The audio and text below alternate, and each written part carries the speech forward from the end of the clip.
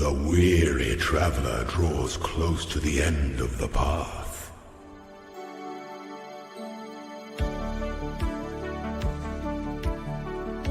We have never had it so good.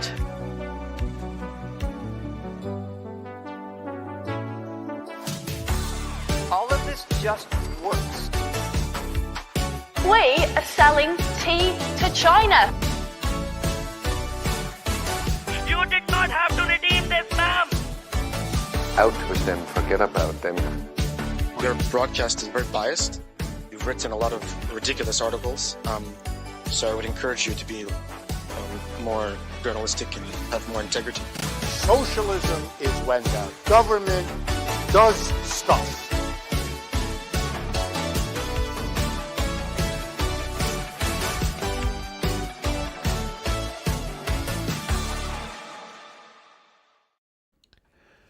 Hello everyone, and welcome back to another episode of the Longhouse, the weekly show for the sensible centrist.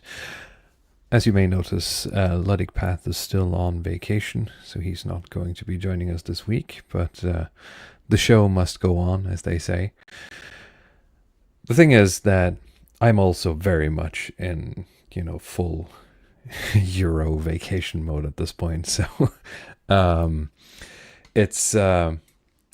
We're going to have a Longhouse stream. We'll see how long it takes us. But I've gathered a couple of articles that I thought were fitting about, people not wanting to work. The youngins aren't wanting to work in Norway, apparently. It's a bit of an issue.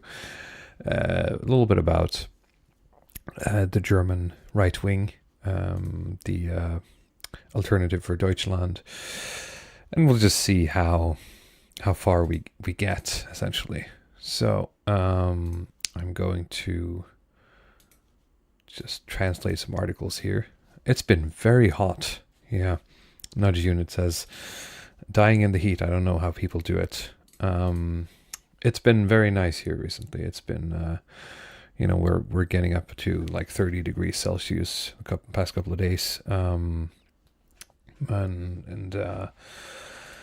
It's nice. It's very nice. I don't really do well in heat, but it's been slightly windy, and that helps. I've been drinking a lot of fizzy water though, going through. I bought like a whole case, I guess, of 24 cans of fizzy water, and I've been slowly burning through them. We have actually one of those fridges where you can store wine, and you can turn the temperature on it. So I turned half of the temperature on our wine locker into 4 degrees Celsius, so I can keep fizzy water in there, because we don't drink as much alcohol anymore after baby Walrus was born. So yeah, I guess that's a waste of good money. But it's nice to keep, have a place I can keep beer and stuff as well. But yeah, the days are spent sitting outside in the sun, lazing around, going for walks with the baby, and not checking Twitter as much, mostly when I'm on the toilet. So I know there's happenings, there's always happenings. I know Trump is, nuking what little support he has left. Honestly, if you watch this show, I feel like, if you're not already a convert, then why are you here? You should have seen this coming a long time ago. So to me, that's not really news. It's just, the inevitable conclusion of what MAGA has become. All right. I think we should just get right into it. Of course, if you guys have anything you want to add, just post it in the chat. We'll see how long it takes us. Krang Sang says, White Boy Winter when? Well, I mean, White Boy Winter always arrives eventually, right? So we've already passed the solstice, so it's only downhill from here in terms of temperature. All right, let me see if I can bring up. So this is a bit like a series, I suppose, because it's been reported over, a long period of time that young people are disproportionately either on prolonged sick leave or are on the dole, as it were, getting welfare money because of permanent or chronic illness, and the amount of young people who are getting that is larger than it should be, apparently. So sort of one of the things that the current government is trying to do is, I don't know, just for some reason the strategy seems to be yelling at them. But you know, to give some more context, we'll do a couple of articles. All of these are recent, but they're all obviously Norwegian. So if that doesn't interest you, then I'm sorry. It's going to be very Norway and Eurocentric today. So this is, you know, a general practitioner doctor who is, you know, sort of sounding the alarm about some of this stuff. So he's saying, this guy, his name is Cora Wrighton, he feels that people are asking for sick leaves while they're on vacation.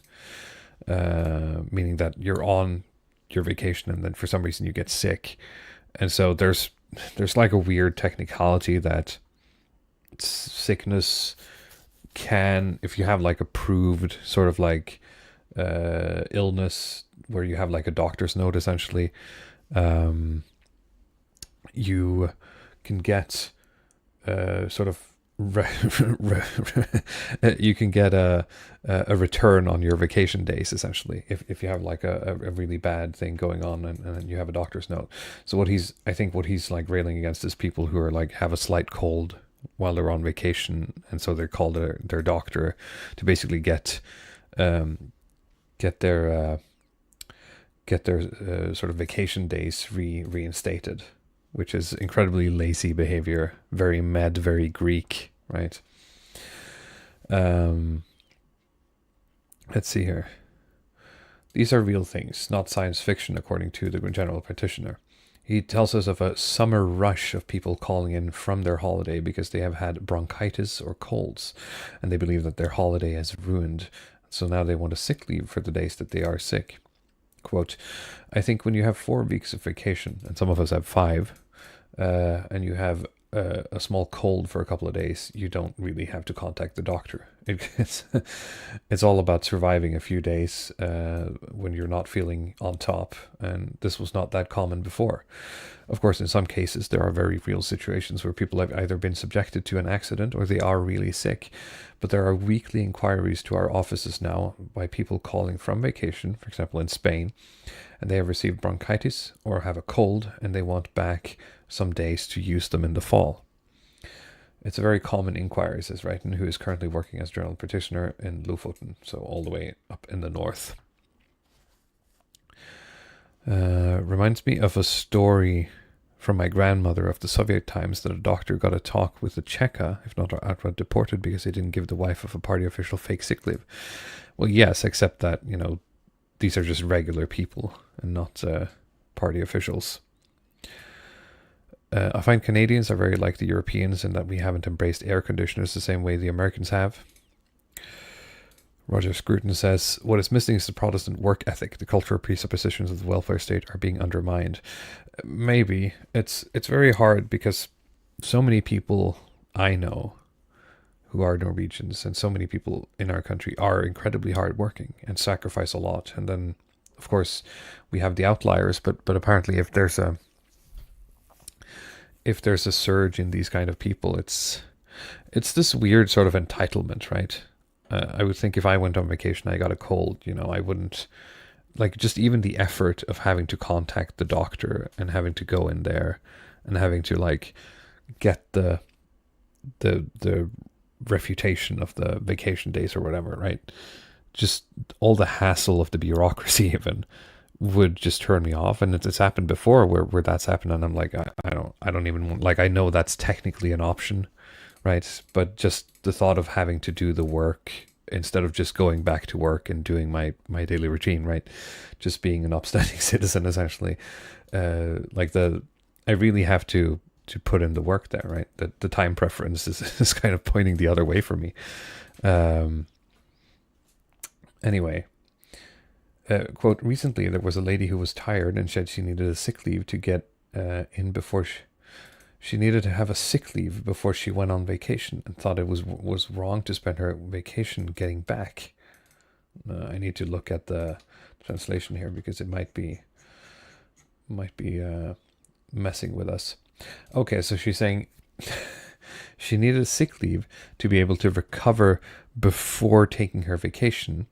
And she was of the opinion that it's wrong to use the vacation time to basically recover from work, right? Which is essentially what vacation is supposed to be. It's supposed to be a break from your everyday life.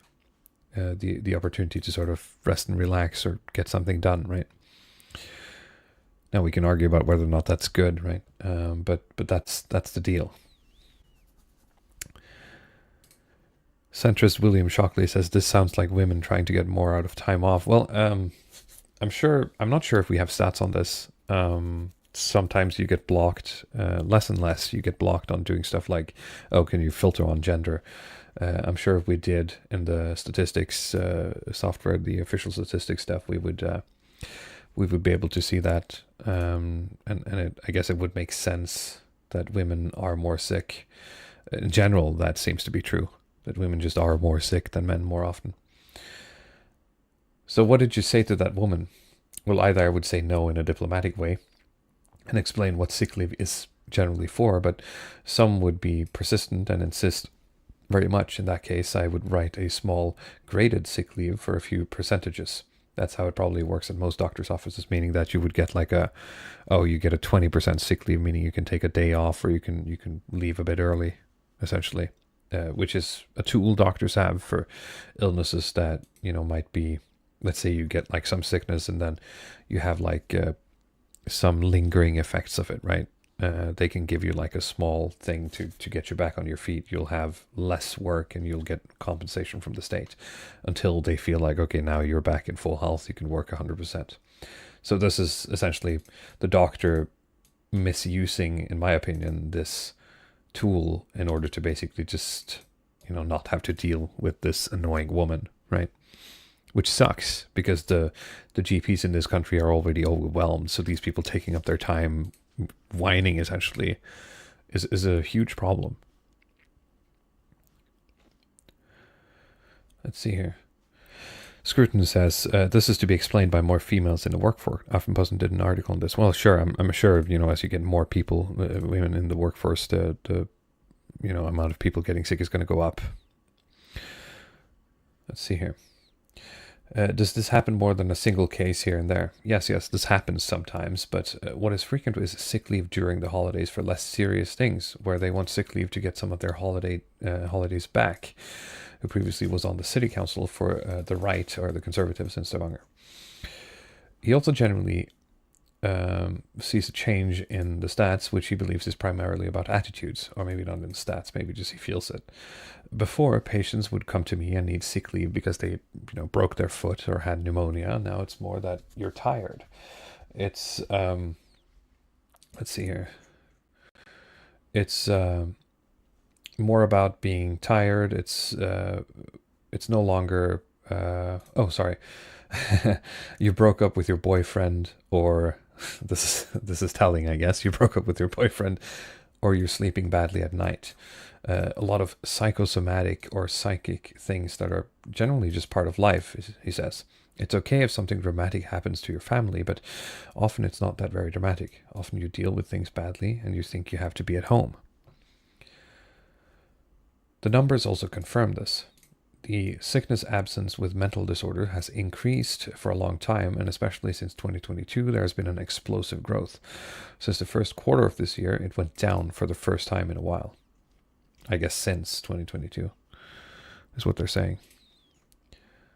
Or I guess maybe since forever. Maybe it's just been steadily increasing, and now it's the first time. It's the first time it's been decreasing. Let's see here. Yeah, COVID really messed with people's willingness to work through private problems while still moving forward with life. I'm not sure if it was COVID. It's hard to tell because I think a lot of these women tend to be like middle-aged. I don't know. Like we're blaming women for this, but yes, he's mentioning women frequently, but I think this happens with men too. I think we shouldn't just sort of point only at women. I think some men need to be blamed as well. Honestly. Let's see here. The total sick leave has remained relatively stable over the last 10 years, with an increase below and after the pandemic. Increase below, I guess, during and after the pandemic, before it went back down again this year. But we have the world's highest percentage of sick leave, and it increases more than neighboring countries, which worries both politicians and parties in working life. So that kind of sucks. I'm not sure if we have sort of more slack definitions of getting sick leave or what it is, or it's just more. Javier Oliva says working through problems. I thought that's what the boost was for. Yeah, exactly. You need the monster in one hand and the cigarette in the other. That's how you do it. The goat. What are we talking about here? I don't know why it's translated to goats. Maybe it's an old word. It's saying that the GP has worked in Stavanger for about 40 years, and let's see here, and he is concerned about the way the debate about sick leave is changing. A lot of people who are talking about sick leave, especially politicians, are too afraid to talk about the realities. They're saying it's sad and it's stupid and it's, and it's dumb that people are sick, but it's about changing people's attitude. It's about telling people that you shouldn't. Well, it's people not having the energy to have a tiring period in their life, so they just give up instead of powering through minor speed bumps. Essentially, that's what he's saying.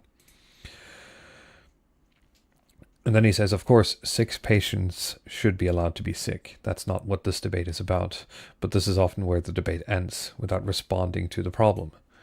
There is a large group that is being overlooked, and it's also someone, there's also people who do struggle with chronic illness in their lives, but it's dangerous because it has, it's kind of like a contagious thing, he's saying. Like, the more people get sick leaves, the more people get sick leaves, because it sort of spreads like that person got a sick leave for XYZ, then I should get one, right?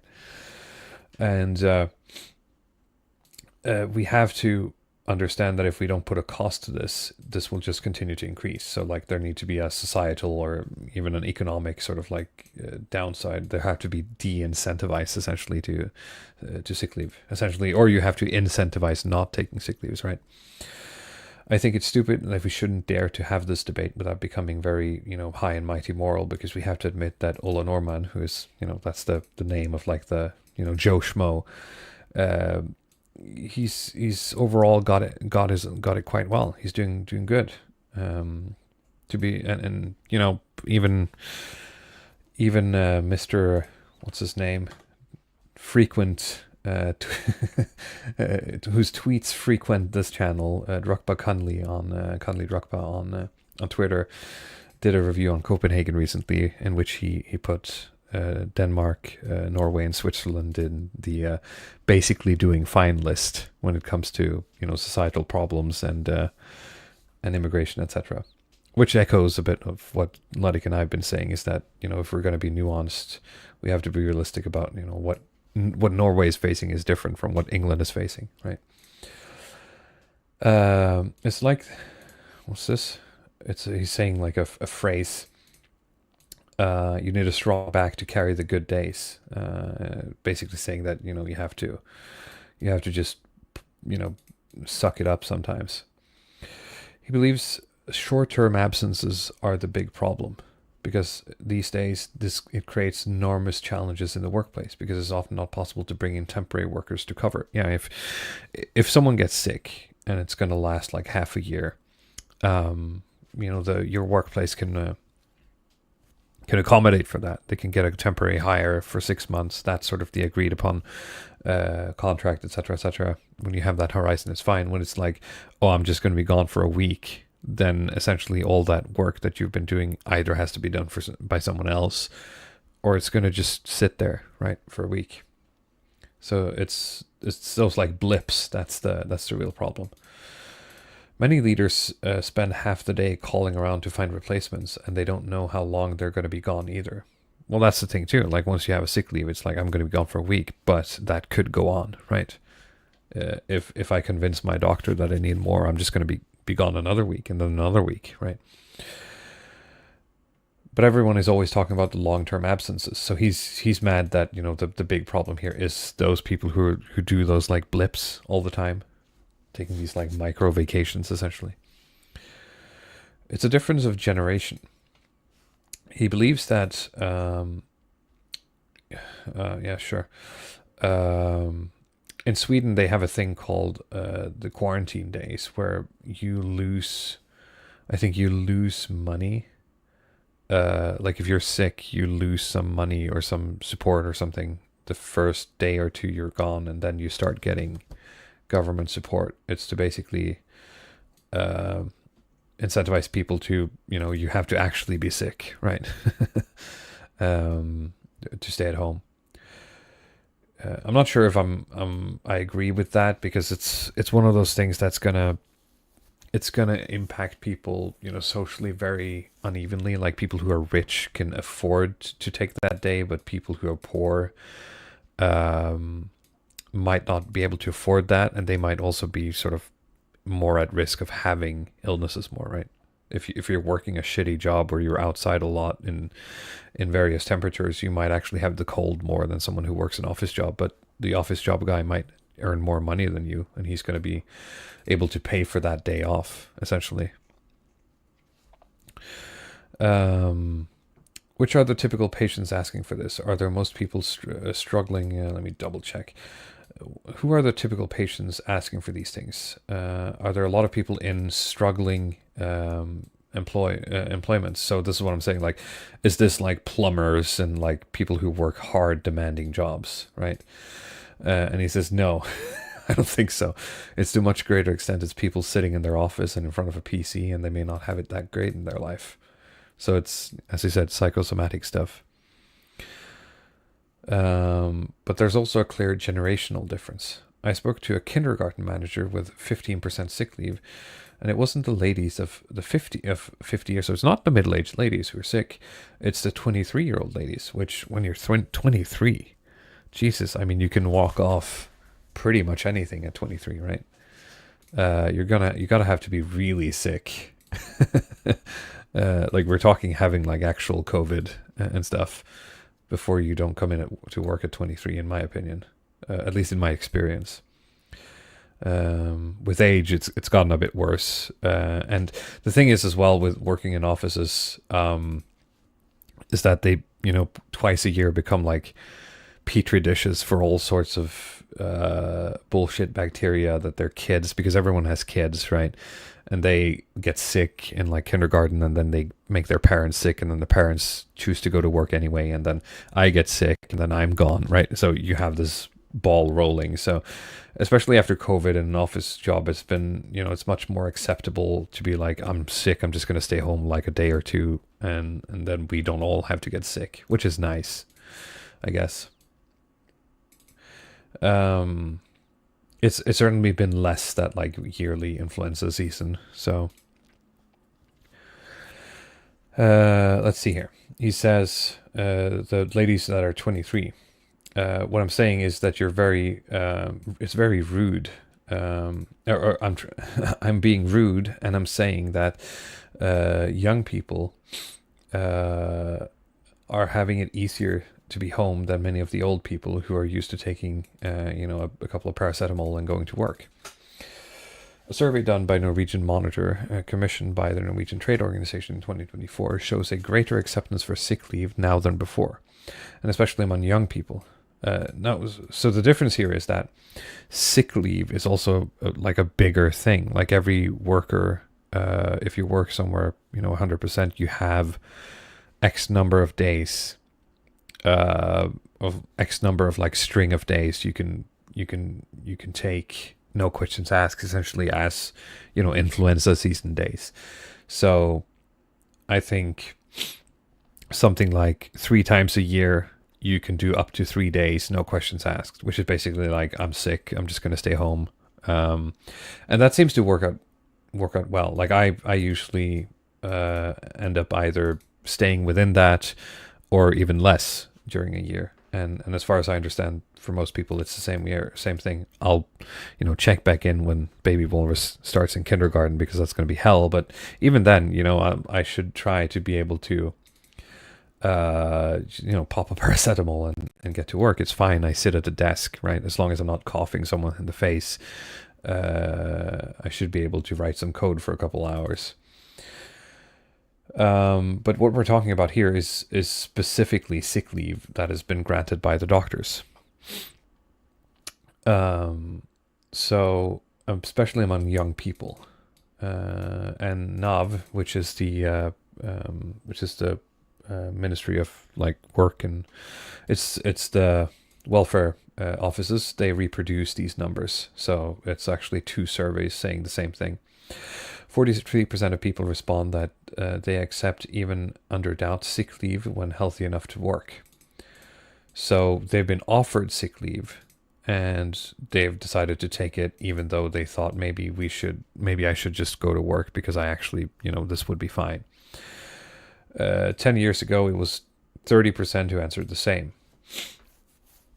And depending on maybe some of this sort of he talked about this having a bit of a virality effect, is that I remember when I had a couple of years ago,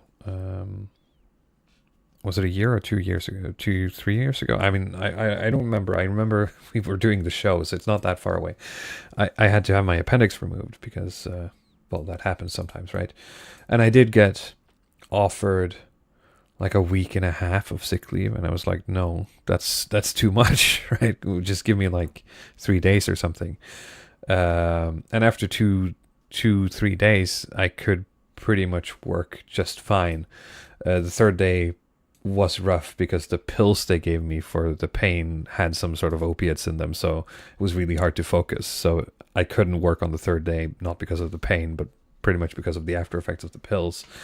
But by the 4th, I was fine to work, and they wanted to give me a week more than that, which would have made, I would have probably pretty much driven myself crazy, probably just lying on the sofa sleeping. That was the other part of the opiates, is that you just got tired all the time. I couldn't do anything. I was just trapped in my own body. It was horrible. Just sleeping, and then being awake for 20 minutes, and sleeping for 2 hours, and then being awake for 20 minutes. Jesus. So yeah, for those, out there struggling with opiate pills, that must suck. Anyway, among the youngest cohort, 15 to 24 years, 21% believe that it can be accepted to take a sick leave even if you're really healthy, compared to only 4% in the 40 to 59 age. Jesus, that's a huge... What happened? Why do these people... why do the youngins think that this is okay? Even if you're really healthy. Let me just check the Norwegian. Yeah, even if you're actually healthy, is what it's saying. That is wild. Yeah, you can see the graph here. Of course, it's literally getting worse with age, as you're getting down it. But the gap from the 60 plus to the 60 to the youngin is huge. The weird thing is that it seems to have stayed pretty. I mean, it's gone up a bit in the recent times, but it seems to have stayed this way for a long time. That's also interesting. Anyway, let's see here. Since you're being very clear on this topic, have you had any patients who have changed their general practitioner if you have refused to provide them sick leave? I've taken a clear stand that details that if we're going to do something about this, something political must change to make it so that it pays more to return to work than to go home. When I meet my patients, I try to do as best as I can, and I'm probably no stricter than others. But what I do is that I limit, let's see here, that I limit the use of full sick leave, and they often get a graded sick leave. So, I mean, he's the GP, so he probably, there's like legalities of what he can talk about, but he's saying that, you know, he has to cave essentially, otherwise people are going to leave. But he's doing as much as he can, I guess. It is also understandable that people are a little pissed if they don't get it. Let's see here. What is this? Because the politicians, he's saying, he's saying that people might be pissed if they don't get a sick leave because the politicians seem to be getting it all the time. So yeah, this guy's he's not pulling any punches. That's refreshing. So this is the doctor sort of sounding the alarm a bit, and we're gonna bring up some politician talking about this, because this is the Minister for Work and, is it Work and Inclusion or something? Is the title for it now? I don't know what the inclusion part is, but maybe inclusion in society is in general. That's what it's saying. And she's been really banging on this drum. This is what I'm saying. Like, she's been the face of the strategy of just like yelling at us to get back to work, which honestly doesn't seem to be working. But she's going to talk about this for a bit. So let's see what she has to say. Let's see here. If Norway had a bit smaller public sector, the sick leave would be lower. I mean, yes, but we're talking about, what is it now? Like 45% of something of people work in the public sector. Let's see. I don't have Luddick here, so I have no one who can Google while I talk. Depending on how you slice it, it's probably gonna be. It's the last time we have numbers for this is.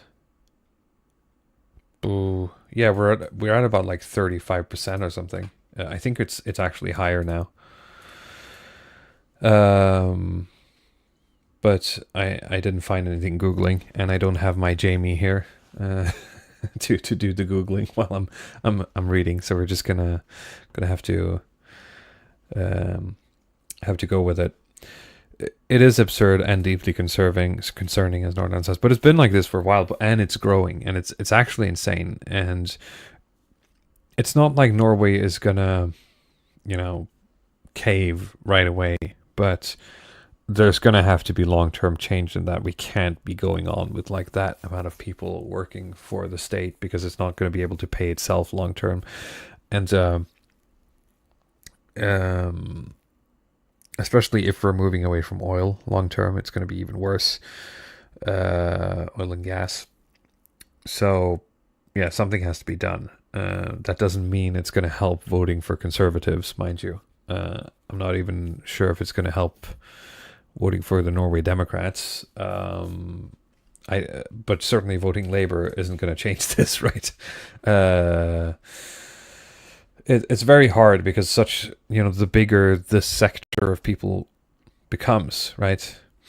Yeah, exactly. That's what we're going to be careful. We have to be careful about not basically finding ourselves into losing. Hopefully, my hope is what Drukpa Conley calls the Nordic autism is going to strike at some point, as it has done a lot in Denmark recently. And it does frequently in our country as well, where it's going to be, well, at some point we're just going to have to look at the numbers and then say, this doesn't work. We have to change it. And then we're going to do that. So,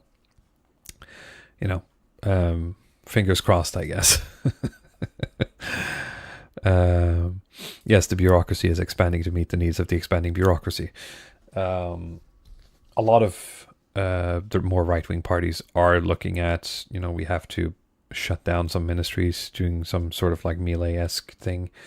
Javier Millet. How popular that's going to be, that's the problem, right? I was going to say, the more people work in the government, the less people are going to vote for shutting down that, parts of the government, right? So it's this kind of like catch-22, like, how do you democracy yourself out of this? Yeah. Labor and Inclusion Minister Tanya Brana, which is, this is why you get this stuff. Like, this is, this person works for Labor. Labor in their party program is essentially very much pro people working for the government, right? It's probably like the main benefactor of people working for the government is the Labour Party. And they are looking at the numbers, and the Nordic autism is kicking in, saying like, this isn't going to work. But then sort of like this other thing prevents them from coming to other conclusions, that we just have to tell people that they have to stop being sick. That's not the problem. It's that it's part of the problem, but the big problem is that there are too many people working for the government, right?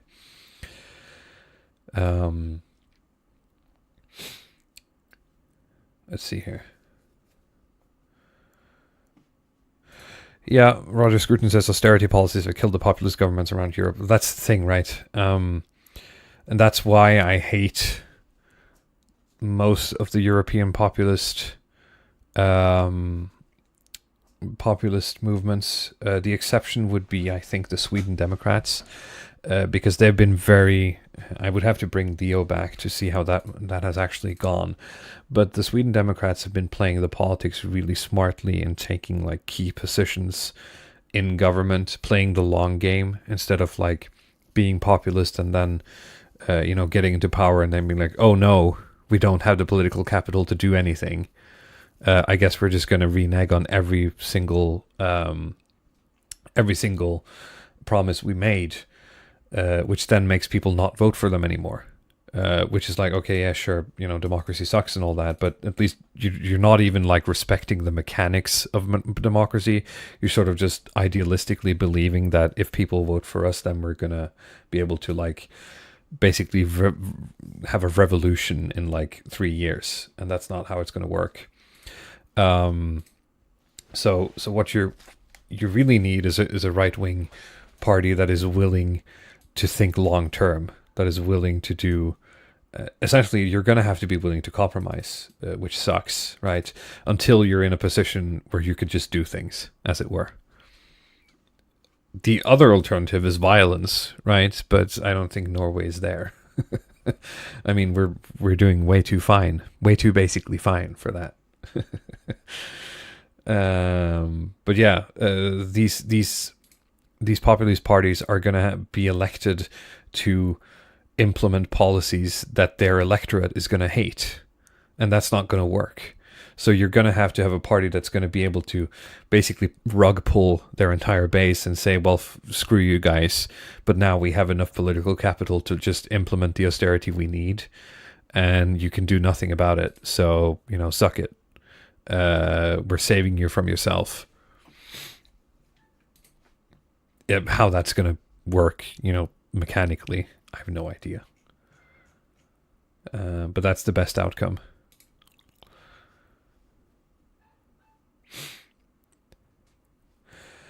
The sick leave debate has raged this July. So NAV's chief physician has said that she has been, the Employment Office chief physician has said that she has been worried that people get sick leave too often. And it's provoked someone who's a mother of 3 children. To be fair, if you get you can get like weird back problems if you're pregnant that like kill you. Luckily it didn't happen with my wife, but I've heard of people, getting really bad back problems like for half your pregnancy that makes it like difficult to literally just move around. Let's see here. This was the general practitioner that we just read. Right-wing Nikolai Astrup tells the paper that people have to basically, you have to, what's the word I'm looking for? It's unacceptable to exploit the system, stop being a dum-dum. That's what he's saying. So Tanya Brenna, who is the minister, has brought the debate back on last week. She took a break from her holiday to talk to the paper. Quote, "The sickness wage scheme is one of the pillars of the welfare state. It gives people security in their everyday life. But if people are taking a sick day unnecessarily, then you ruin the confidence and sustainability in the scheme. And on that, I agree with Astrup, she said. However, Brenna and Astrup do not fully agree, but the paper will return to that, okay? So we gave her several examples from the recent week's discussions. Quote, this is the paper asking, what do you think about what the Employment Office Chief Doctor is saying about pregnant ladies that should be working for longer? Well, first and foremost, pregnant women are not one uniform group. They have different professions, different health, and they have different life situations. What applies otherwise should also apply to pregnant women. If you're healthy, you should go to work. If you're sick, you should get sick leave. It is decided in a dialogue with the doctor. Here too, we will see different opinions where some think that more people should be on sick leave while others believe the opposite. It proves that there's no one answer for this. Some pregnant women manage to work right up until their maternity leave, and others need to be out earlier. And this is perfectly legitimate. It is also important that employers are aware of that facilitation. Actually, now that I think about it, I think my wife, during pregnancy with baby Walrus, she got like a graded sick leave. I think she never used it, but she did it because she had like, you know, women get like sick and they throw up a lot when usually in the first like trimester. She would have a very bad like morning sickness, so she got she got the option to use a sick leave like 1 hour every day to basically, you know, it's okay to come late to work pass, but I don't think she ever used it. So I guess it is more sort of common to give it nowadays than it was. I think before you would just suck it up essentially, which is what she did. She's a bit too proud sometimes. Let's see here. Some pregnant women manage to work right up till their maternity leave. Others need to get out earlier. It is important that employers are aware of this facilitation. So this is a perfect non-answer here. Thank you, Minister. The general petitioner, Wrighton, has experienced that someone wanted sick leave to be able to sort of recover before their holidays. Is this okay? No, this is for the days you're actually sick, not because you're tired or you want to rest before your vacation. So no, it's not okay. Unfortunately, it's the doctors and not the politicians who decide whether you're sick and should be at home, says Brenna. Well, see, that's the problem, because it's patients pressuring doctors into by sort of browbeating them with policy, right? So it's this weird, like, everyone's blaming everyone else and no one's doing anything, it seems. So that kind of sucks. General Practitioner also believes that there has been a change of attitude among people in the 40 years that he has been a GP. Figures from Ipsos, blah, blah, blah. This is the thing we looked at earlier. 43% accept sick leave. What do you think about this attitude? If you're healthy enough to work, you should go to work. So this is the thing she's been saying. Like, she's just sloganing now because she's been saying this for 4 years. So we're getting a whole lot of nothing from this woman. But it shows that the attitudes to what qualifies for sick leave have changed between generations. Everyone has a responsibility to manage our welfare schemes responsibly so that future generations will get the security through them. Paper asks, do you think the pandemic has characterized young people's attitudes to being more sick? Yes, absolutely. During the pandemic, we completely turned on how we think about illnesses. We were trained to stay at home with the tiniest of symptoms, and it still characterizes many. I even got used to pushing myself to work with a cold earlier, but suddenly we were told that this was wrong. This especially affects those who were young during the pandemic. They were sent home from school and into a completely different way of thinking. That's an interesting way of, like, what is actually the impact of the pandemic on this? I was saying earlier that there's been more acceptance to sort of like stay at home, but I also happen to work in a job where working from home isn't an issue. Like, I can do my job just as well at home as at work. So, you know, being gone for like 1 day, as long as I'm available on Teams, isn't really a problem. But this sort of being a thing across the board is difficult. Yeah. We have to return to the understanding we had before. If you're sick, you should be home. If you can work, you will work. Well, thanks for the slogan, I guess. The journalist also asked her what she's thinking about the Conservatives' Nikolai Astrup strong play in connection with the sick leave debate. She says that she agrees that it's not okay to exploit the system, but, quote, I think that the Conservatives appear unruly when they evoke solutions without making actual suggestions. The government and the parties to the working life are already, and the ministries are already working together to bring down the absences, and we're looking at several great tools. Labour Party guarantees the sick pay, she says. Well, of course, you're not going to take that away. Let's see here. Sure. Where does the limit really go to when you're sick? Yeah, where's the line in the sand? Well, first, it's not you who decide that. It's your doctor who does. We often say, I got the sick leave, but it's not quite true. It's an expression of how we think about it. Why do you think this debate is surging now?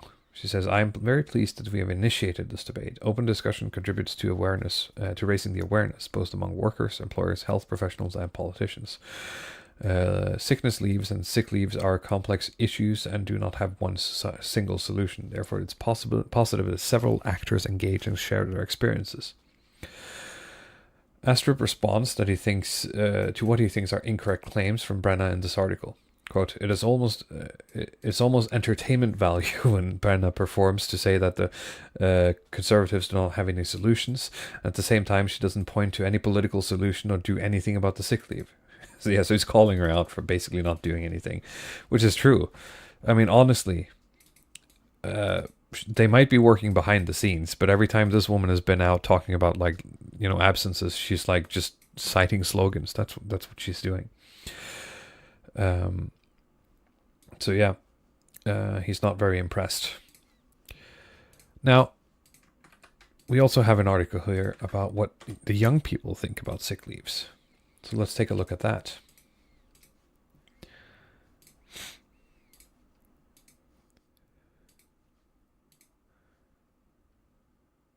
Where it is? There it is. Here we go. Yeah, Roger Scruton says Tanya Brenna's views on this issue is determined by her courtship with LO leader Peggy, who strongly opposed it. Exactly. This is why she's also very clear on, like, we're not going to remove the sick leave, but we have to change something. What, you know, that's up in the air, but something's got to change. But we're not touching the thing that they're paying us, like, you know, 20 gajillion kroner for every year in party funds. So Norwegian politics is, yeah, complicated but also simple. Follow the money. Let's see here. Young people about sick leave. I know someone who's been sick to extend their sewing. That's not true. Let me find this is the Google machine, so of course it's someone who used their sick leave to extend their holiday. The attitude among young people to ask for sick leave has changed. According to leading researcher on sick leave, this can come from habits they bring from school and education. I know someone who was sick only to extend their holiday tour an extra week. The debate around sick messages has received a lot of attention lately. Yeah, blah, blah, blah, blah. Recapping. Young people that we have talked to do not disagree with the doctor. So this is the doctor we were looking at earlier. Borghild Skrettenland is on summer vacation in Stavanger along with girlfriend Leander Bjørnstad Torden, and on a daily basis she works as a nurse.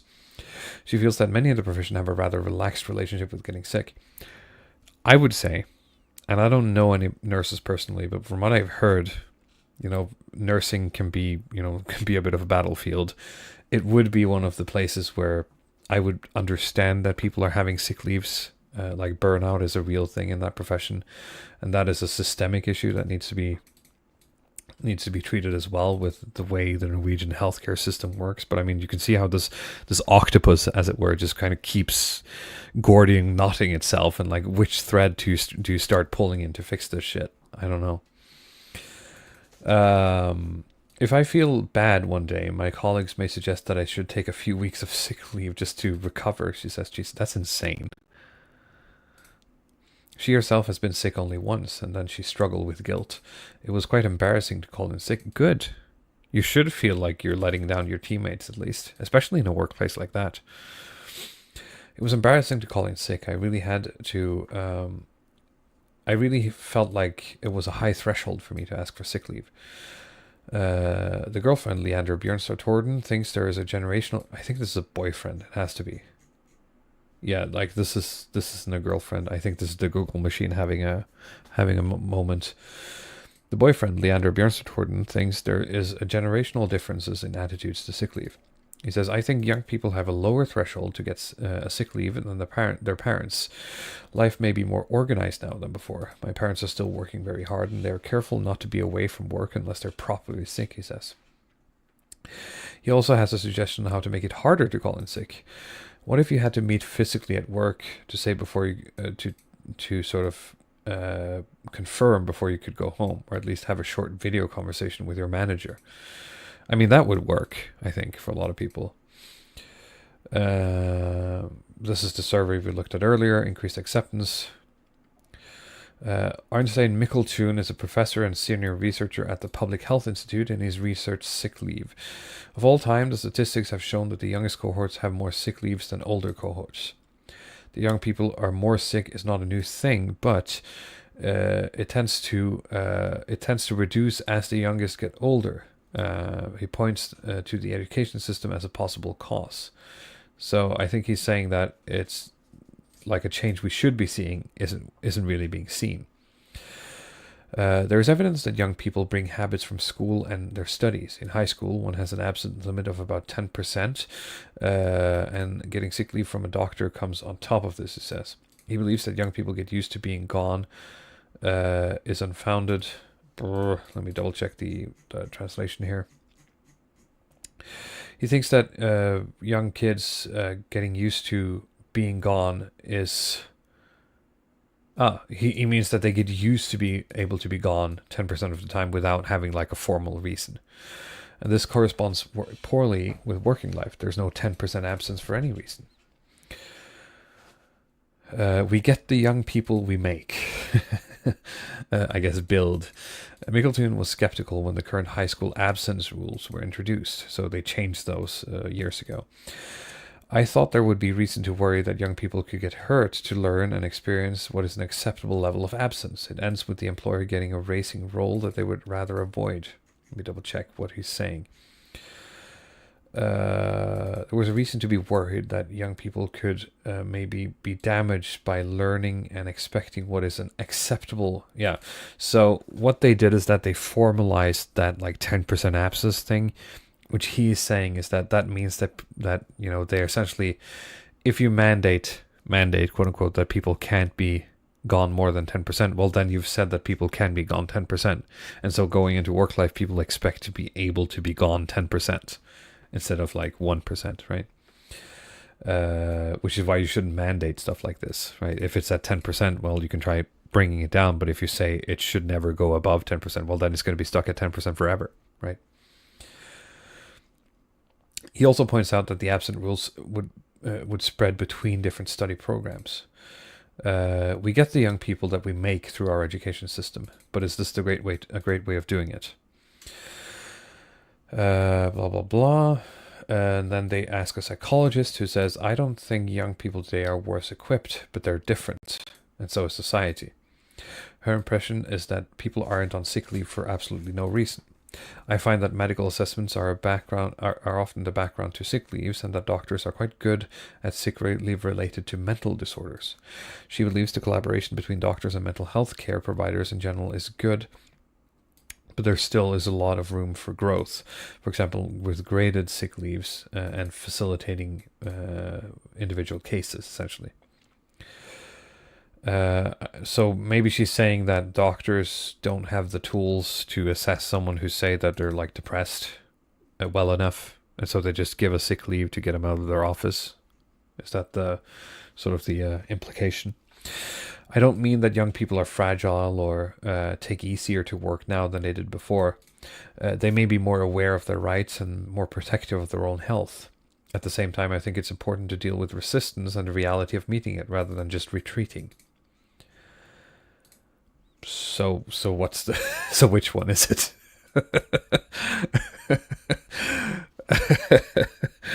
I don't know, man. Firedborn has registered debate about what we call the curlin parents, or I guess the helicopter parents is what we call it in English, with a bit of a broader style. But I don't think those I meet in my office, let's see here, don't have the ability or want to relate to an employer. One should be careful to blame parents or young people themselves, and we should look at it more generally. She highlights that the employment office has several schemes that make working life easier to remain in, including their challenges, and also increased awareness is needed. Blah, blah, blah, awareness. Young people are standing astride, I guess is what she's saying. There is more awareness of what you want there's more awareness on work-life balance, but there's also more pressure around what a job should be, and more pressures from social media, expectations of self-realization through work.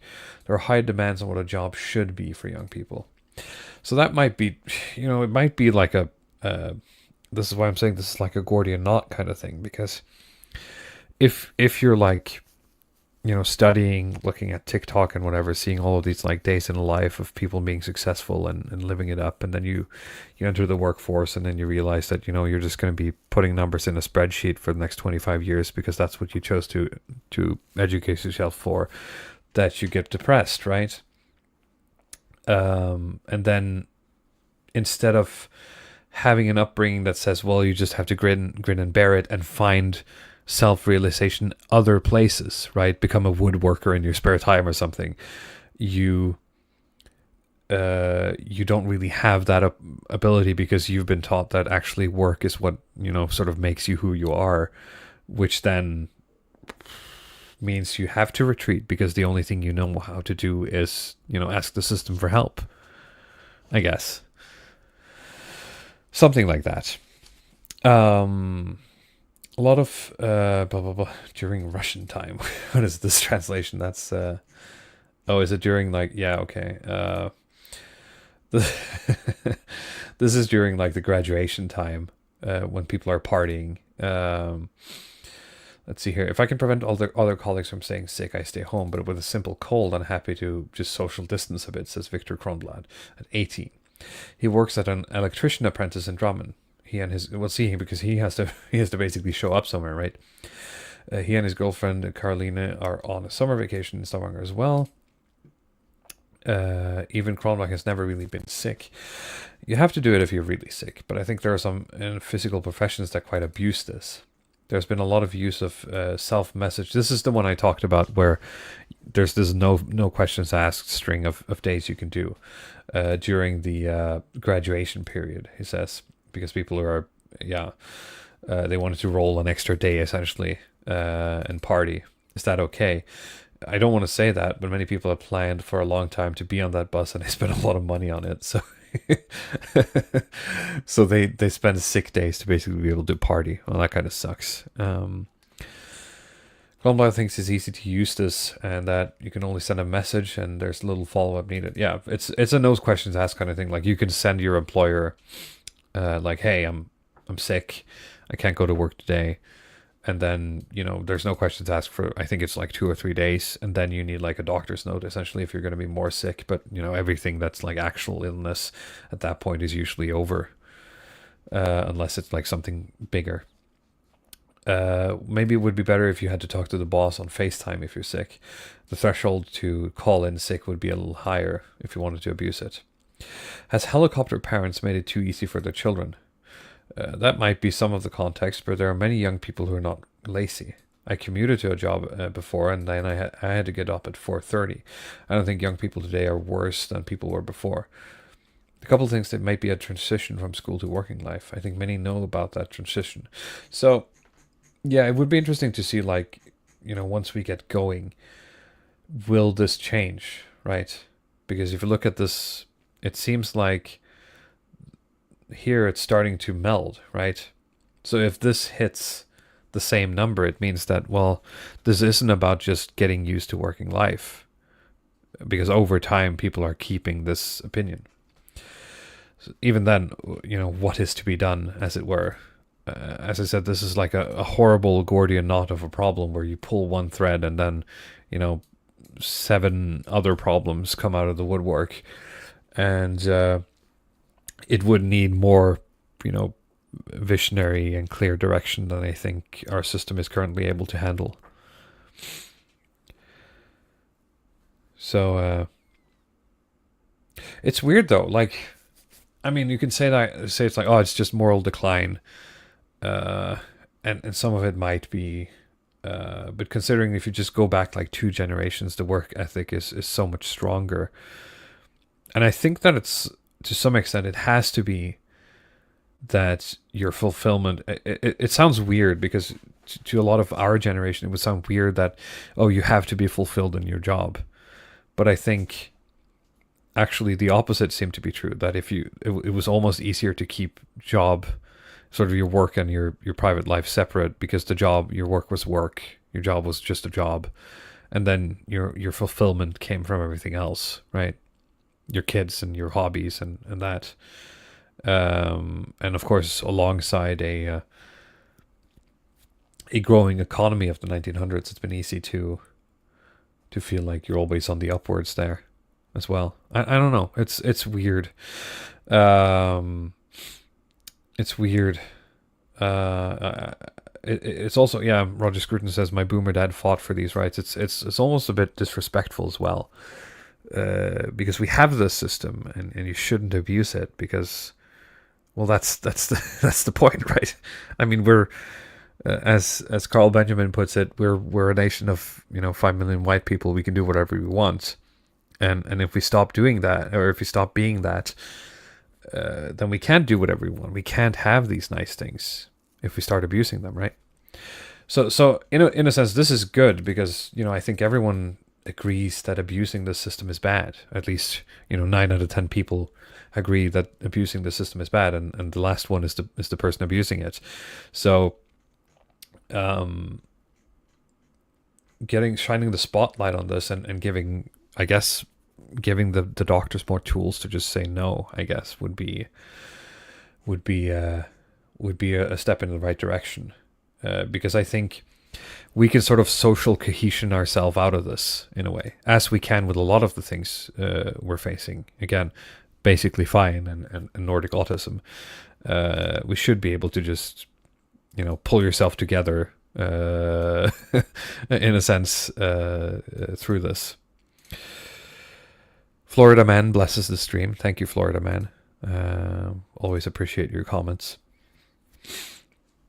We got it better than the American. Of course we do. Yeah. Let's see here. Capitalistic mindset has no place for sacrifice for common good. That's true. But do you think? I think we're less yuppie, I guess, if you want to use that. Someone used that word. I think maybe it was you, someone else. We're less yuppie now maybe than we were.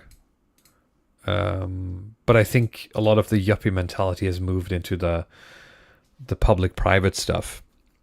And that's like the one thing, like I tend to simp, right, a little bit, sometimes seriously, sometimes for fun, for the Blairs of this world, the Jens Stoltenbergs, the Machiavellians who only see the road to power and nothing else. But the one thing they've sort of been ideological about has been like this weird public-private bullshit. And I don't like it. It tends to just basically create new nodes for corruption. And I've never seen that really work very well. What does seem to work, which we have done in Norway, is like state-owned private stuff, which is different than public-private partnerships. That seems to work better because you can basically separate the politics from the doing, and then the private thing can build the roads, but the state part, the politics part, can have the vision long term. It seems to be working with our current road project. It certainly worked with the oil. It works with the gas. It works with a lot of our industry. of course, that means a lot of people end up working for the state. But the weird combination that started coming from Britain after Blair took power, which is ostensibly where Stoltenberg and his government pulled this from, that seems to just be bullshit. Yeah. All right. There's something, I have an article about like the police offices being understaffed, because, you know, someone decided that we have to open a lot of police offices across the country, but then didn't really factor in that, you know, people actually have to work at these offices. And so now there's a bunch of empty offices all around the country. I'm not sure if we want to read that. It's just kind of sad, and I expect no matter what happens, the next government is going to basically just shut it down. Consolidate the police offices. Like, we're talking about places where there's like one or two. We're talking like sheriff's offices, essentially, all around the country.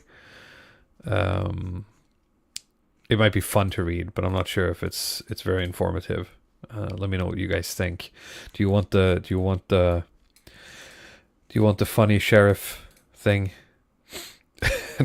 Are there guns at these empty offices? Asking. There's like this comedy sketch about this, like this old comedy sketch from like a Norwegian guy that's literally all about this, which is about like in the deep north, where there's like a sheriff's office, and he's the sheriff, like he's the only employee, and he has to basically be his own boss, and because of the weird bureaucracies of Norway, he has to do his own like annual evaluation, and then he has to have a Christmas party. And of course, as you do at Christmas parties, you have to like tell off your boss. You get drunk and then you like yell at your boss, which then is himself. Like, that's the joke.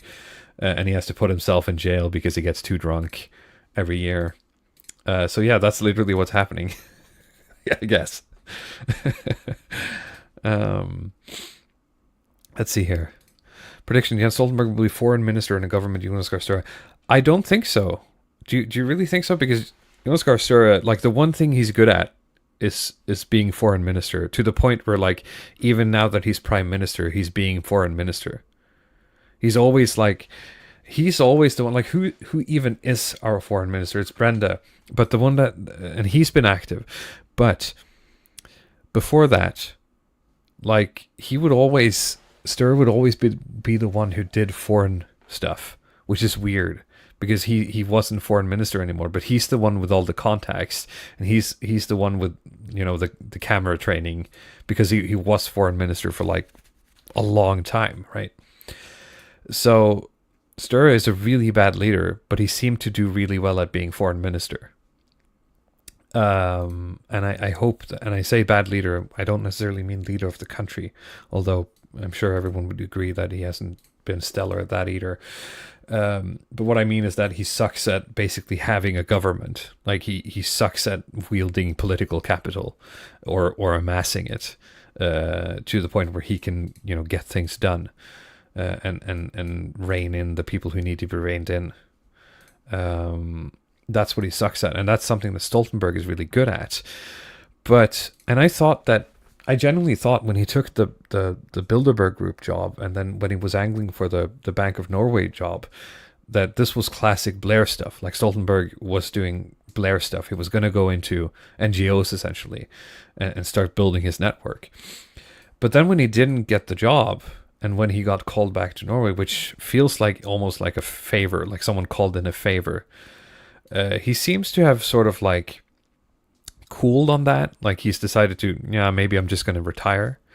And as a finance minister, like, he's you know, he might be he's not an Austrian, to put it like that. He's more Chicago. But he's a very nerdy when it comes to finance, and he seems to enjoy it very much. Like, when you see him talk about finance stuff, you can see it in his eyes. He's having a good time.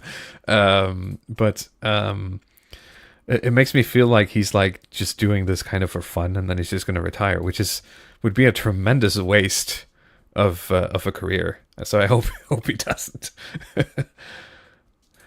No, he stepped down from the Bilderberg Group when he took the finance minister job, but of course he might just get it back when he's done. Yeah, so that's the thing. Like, why wouldn't he go back into politics? I agree that he should go back into politics, but I believe it would probably be as prime minister, wouldn't it? Because the thing is, we're getting really deep into the mud here. Looking at the Labour Party, in its current configuration, is doing quite well. So they have sort of like this election. And after this cycle, they're going to have like an internal civil war, kind of like they did in Britain, because they've fractioned so much between the populists, the old Labour people, and just the straight up leftists.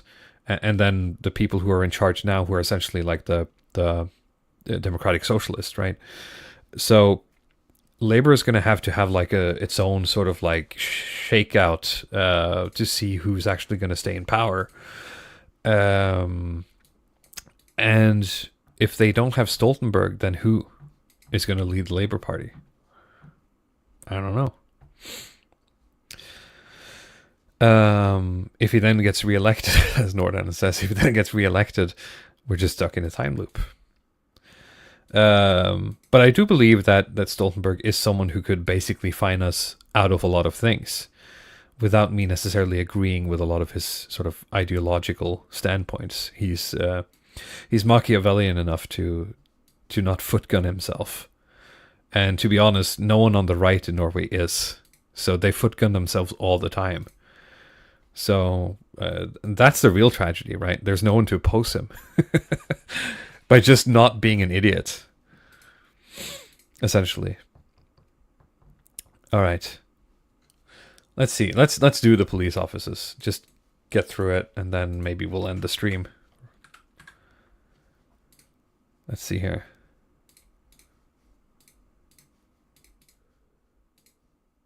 Okay, and then we will translate this.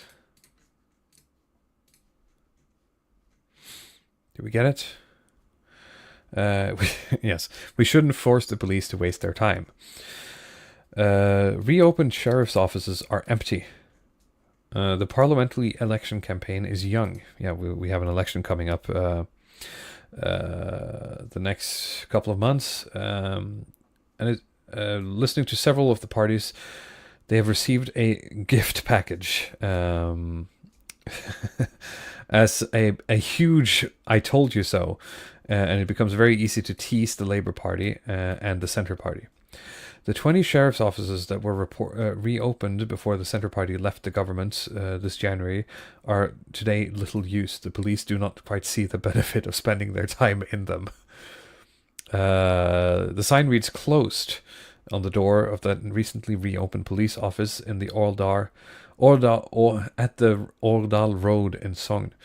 Quote, annuals, the Årdal police station is only open by agreement on attendance. To get in touch with the police, call number blah blah blah. So essentially you have to have an appointment to go to the police station there.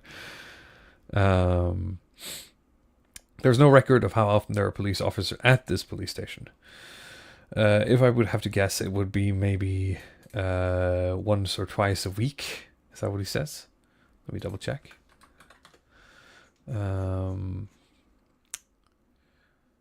Yeah, once or twice a week. The Dale police station in Vaxdal, which that's snorkeling. What the hell is... which at opening was open in October, is closed for the rest of the year. The Centre Party has, of course, the best intentions for local communities when reopening the sheriff's offices, but with a visible, accessible, and locally known police corps that would feel good to have.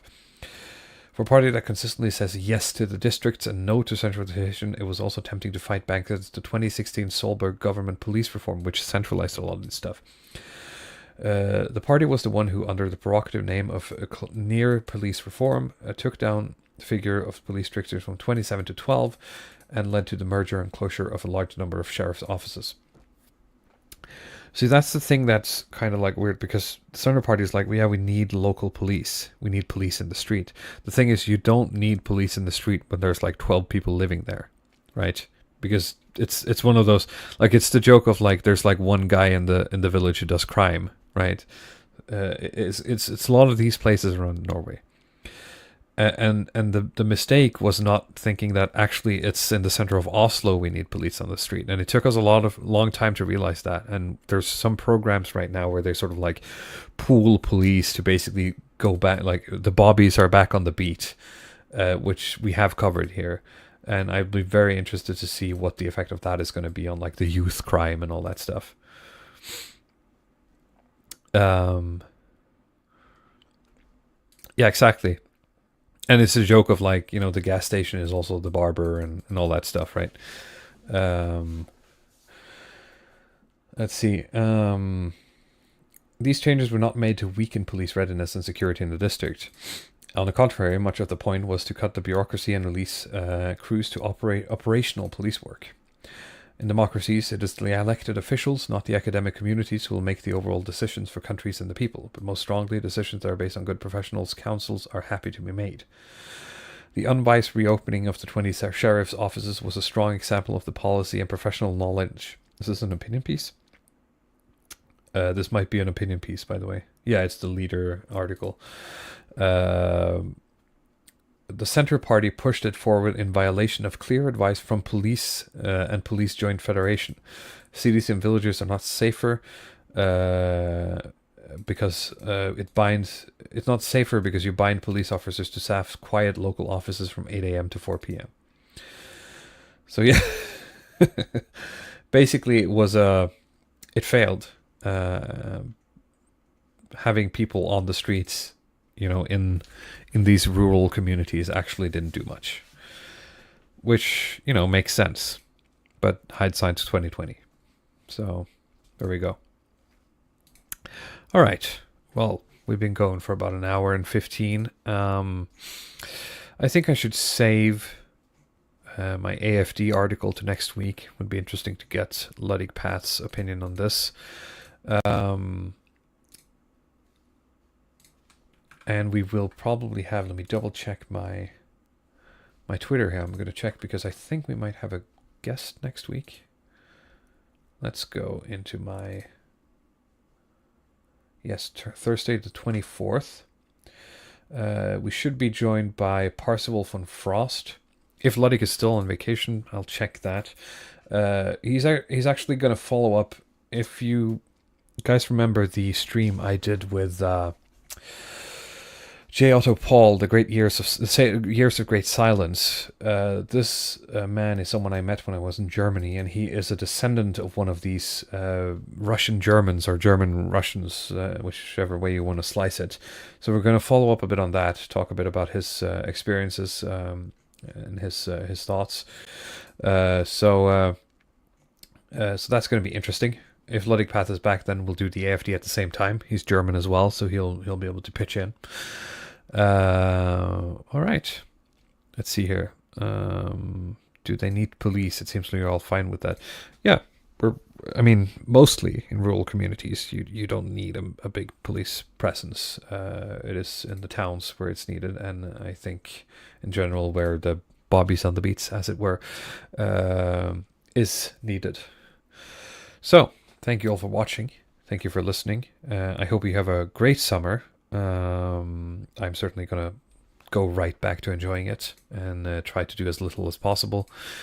Euromax, as it were. Drink as much alcohol, smoke as many cigarettes, and do as little work as possible. Thank you for listening. Thank you for watching if you were here live. We will be back next week, as I said, and I wish you a great weekend. Bye-bye.